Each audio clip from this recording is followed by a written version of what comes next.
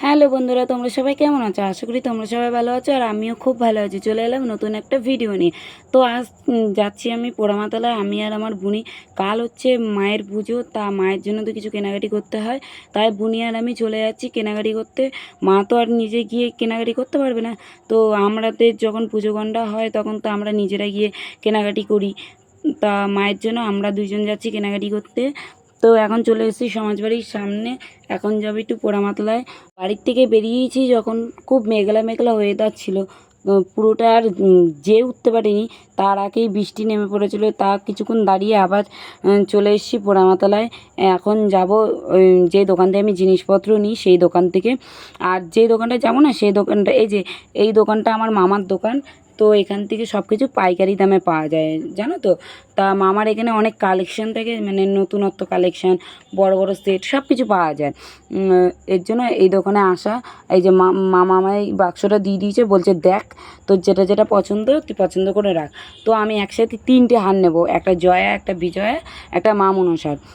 কালকে মা মনসা পুজো, তার জন্য হচ্ছে কি আমি সেট কিনতে এসেছি।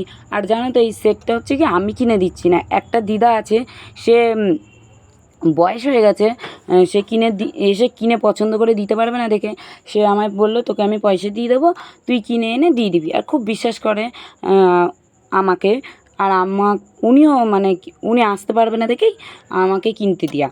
তো আমি চলে এসেছি কেনাকাটি করতে। এই যে এটা প্রথমে পছন্দ করেছিলাম যে মায়ের গলা, এটা মনে হয় ভালো লাগবে, মানে মায়ের গলাটা ভরপুর লাগবে এমন কিছু একটা আমার পছন্দ হয়েছে।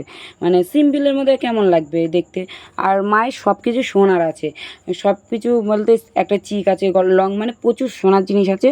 তাহলেও এই দিদাটা প্রত্যেকবারই দেয়, আগেরবারও দিয়েছে একটা গলার সেট। সেটা আমি দিদাকে বলেছি দিদা এবার এইটা কিন্তু ভালো হয়নি, তাই দিদা বলেছে এবার তুই তুই পছন্দ করে এনে দিবি, মা সেটাই পরবে। তার জন্য আমি পছন্দ করছি, আর দিদা আমাকেই বলেছে তুই এনে দে।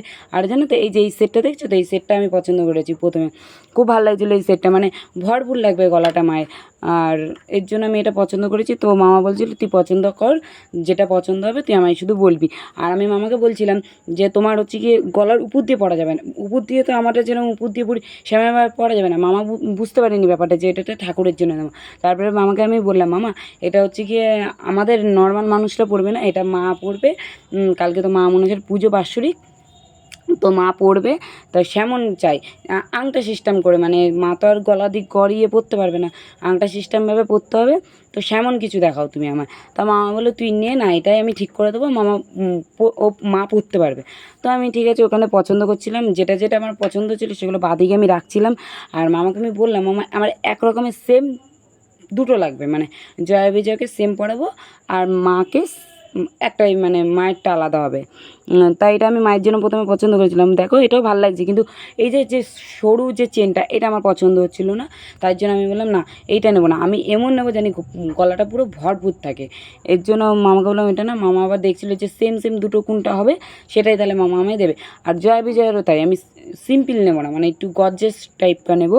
এই জন্য মামা এই যে খুঁজছে যে কোনটা সেম সেম হবে, তা আমাকে বলে দিলো এই কটা সেম সেম হবে। ওই যে হাতে যেটা দেখছিলো ওইটা প্রথমে, তারপরে বললাম না ওইটা নেবো না, অন্যটা নেবো। ওই যে ফুল ফুল যেটা, সেটা ওই যে আমি দেখিয়ে দিচ্ছি যে মামা এরমভাবে পরতে পারবে না, পরবে হুক সিস্টেম করে। তা মা বলছিলো ঠিক আছে তুই নে না, আমি পছন্দ কর তুই। এই যে আমি মায়ের জন্য এটা পছন্দ করেছি, আর এই যে জয়া বিজয়ের জন্য এটা। অবশ্যই কমেন্টে জানাবে তোমরা এটা কেমন হয়েছে, পছন্দ হলে অবশ্যই কমেন্টে আমাকে জানাবে। কিন্তু এই ফার্স্ট টাইম মানে কিনতে গেছি, আগেরবার আমাকে বলেছিলো আমি যেতে পারিনি, আমার কোনো রকম কাজ ছিল তাই। এ দেখো কেমন লাগছে অবশ্যই কমেন্টে জানাবে তোমরা। 3টে নেওয়া হয়ে গেছে।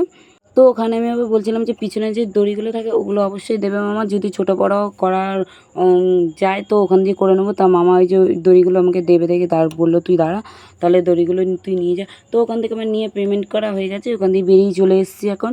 এই যে দেখাচ্ছি তোমাদের আমার কেনাকাটা কমপ্লিট। তো রাস্তায় আস্তে আস্তে ঝমঝম করে বৃষ্টি নেমে গেছে। তো একটা জায়গায় দাঁড়িয়েছি, দাঁড়িয়ে কোনো লাভ নেই, এই জায়গাটা চারিদিক দিয়ে জল পড়ছিলো, এমন জায়গায় দাঁড়িয়েছি। এটা হচ্ছে পুরো সমাজবাড়ির সামনে, একটু আগে বউবাজার মোড়ের একটু আগে এখানটা দাঁড়িয়েছি। দেখতে পাচ্ছ কত বৃষ্টি হচ্ছে, অনেকক্ষণ দাঁড়িয়েছি যে ওখানে ঝমঝম করে বৃষ্টি নামছে। এ দেখো আরও জোরে বৃষ্টি নেমে গেছে তখন। তো ওখানে দাঁড়িয়ে রয়েছি, কী আর করবো বলো, আসার তো কোনো অপশান নেই। ভিজে ভিজে আসতাম, শুধু ওই জিনিস কটা রয়েছে দেখে তা ভিজে ভিজে আসতে পারিনি। ওই জিনিসগুলো রং, জল যদি লাগে রং উঠে যাবে, ওর জন্য ওখানেই দাঁড়িয়ে রয়েছি। তো তো একটু পরে দেখি পুরো বন্যা হয়ে গেছে, দেখতেই পাচ্ছ তোমরা কত জল জমেছিল, আরও পরে তো পুরো হাঁটু অবধি জল হয়ে গেছিলো, কত জল জমেছে দেখতেই পাচ্ছ তোমরা, দেখেছো? আমাদের এই রাস্তাটা প্রচণ্ড হারে জল জমে। তো আর একটা জায়গাতেই দেখো, আর একটা বাড়িতেই দেখো কেমনভাবে হরুরিয়ে জল পড়ছে, মনে হয় ছাদের জল। তো আর কি করব, অনেকক্ষণ দাঁড়ানোর পর, পাক্কা 1 ঘন্টা দাঁড়ানোর পর কোনো রাস্তা ছিল না, ওখান দিয়ে আমাকে ফোন করছিল মন্দির থেকে যে আয় তাড়াতাড়ি মালাটা পরাবো, সেজন্য ফোন করছিল। তার জন্য একটা কাকুর কাছ দিয়ে প্যাকেট চেয়ে ওগুলো ঢুকিয়ে তারপর বাড়িতে চলে এসেছি। ভিডিওটা এই পর্যন্ত। ভিডিওটা ভালো লাগলে অবশ্যই লাইক, কমেন্ট, শেয়ার।